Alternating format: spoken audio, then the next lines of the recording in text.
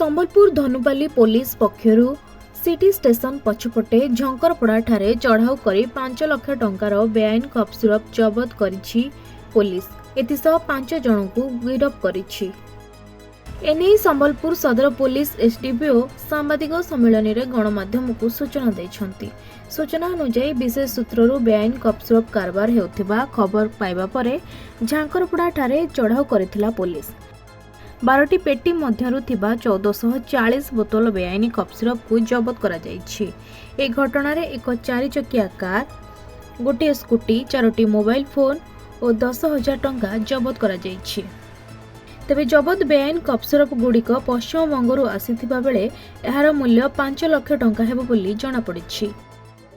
ଦେଖନ୍ତୁ ଏଇଟା ଗତ 20 ତାରିଖରୁ ଆମର ଯେଉଁ ଏସପି ସମ୍ବଲପୁର ସାହେବଙ୍କ ନିର୍ଦ୍ଦେଶକୁ ଆମେ ଯେଉଁ କଫ୍ ସିରପ ଡ୍ରଗ୍ସ ଏଗେନଷ୍ଟ ଯେଉଁ ସ୍ପେଶାଲ ଡ୍ରାଇଭ୍ ଚାଲିଛି ସେଇଟା ଆମର କଣ୍ଟିନ୍ୟୁ ଚାଲିଛି ଏବଂ ଆଜି ସକାଳ 5ଟା ବେଳେ ଆମର ଆଇସି ଧନୁପାଲି ତାର ଖବର ପାଇଲି ଯେ ଆମର ରେଲୱେ ସିଟି ଷ୍ଟେସନ ଯେଉଁ ରହିଛି ରେଲୱେ ଷ୍ଟେସନ ସେଇଠି ପଛପଟେ ଝାଙ୍କରପଡ଼ା ସେଇଠି ଆମର କେତେ ପିଲା ତାଙ୍କର 5-6 ଜଣ ପିଲା ଗୋଟେ ଗ୍ୟାଦରିଂ ହେଇଛନ୍ତି ଏବଂ ସେମାନେ କଫ୍ ସିରପ ଚୋରା ଚାଲାଣ କରିବା ପାଇଁ କରୁଛନ୍ତି ବୋଲି ତ ସେଥିରେ ସେମାନେ ତାଙ୍କର ଟିମ୍ ରେଡ୍ କରିଥିଲେ ଏବଂ ରେଡ୍ କଲା ସମୟରେ ଗୋଟେ ଏକ୍ସୟୁଭି ଗାଡ଼ି, ଗୋଟେ ସ୍କୁଟି ଏବଂ 5 ଜଣ ପିଲାକୁ ଡିଟେନ୍ କରିଥିଲେ ଏବଂ ଏନ୍ଡିପିଏସ୍ ଆକ୍ଟର ଧାରା ହିସାବରେ ଆମର ଏକ୍ଜିକ୍ୟୁଟିଭ୍ ମାଜିଷ୍ଟ୍ରେଟ୍ ପ୍ରେଜେନ୍ସରେ ସର୍ଚ୍ଚ କରାହେଲା। ତାର 12 ପେଟି ଟୋଟାଲ୍ 1440 ବୋତଲ କଫ୍ ସିରପ ଜବତ ହେଇଛି।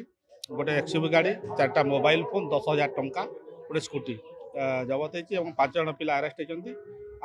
ସମସ୍ତେ ଆଜି ଆରେଷ୍ଟ କରି ଫରୱାର୍ଡ଼ କରାଯାଇଛି ଏବଂ ଏଇ ଯେଉଁ ଟୋଟାଲ କଷ୍ଟ ହେବ ତାର 5 ଲକ୍ଷ ଏବଂ ସେଟା ୱେଷ୍ଟବେଙ୍ଗଲରୁ ଆସିଥିଲା। ତ ବର୍ତ୍ତମାନ ଆମେ ସେଟା ଯେଉଁ ସ୍ପେଶାଲ ଡ୍ରାଇଭ୍ ଚାଲିଛି ସେଟା କଣ୍ଟିନ୍ୟୁ ରହିବ ଏବଂ ଆମେ ଚେଷ୍ଟା କରିବୁ ମାନେ ଯେତେ ପର୍ଯ୍ୟନ୍ତ କଫ୍ ସିରପ ଏଠି ବନ୍ଦ ନ ହେଇଛି ସେ ପର୍ଯ୍ୟନ୍ତ ଏଇ କଣ୍ଟିନ୍ୟୁ ଚାଲିବ।